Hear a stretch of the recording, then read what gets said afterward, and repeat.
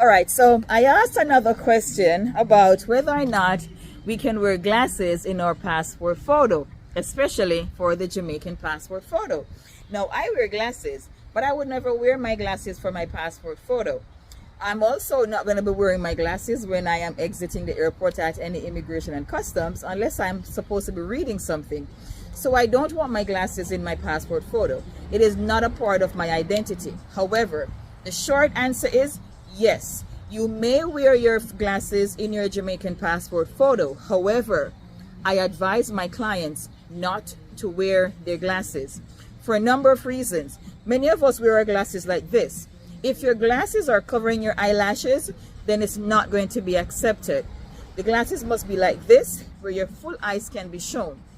Another reason I don't let my clients wear glasses in their passport photo is because glare. You can see the glare and reflection in my glasses right here all the time in all of my videos. So I would not allow my clients to wear glasses in their passport photos. You don't need to see yourself when you're taking the passport photo, or is it a part of your physical identity? So the short answer is yes, you may wear glasses. The long answer is I completely advise against it for a number of reasons aforementioned. I am Gail of 876 Documents. Thanks for watching.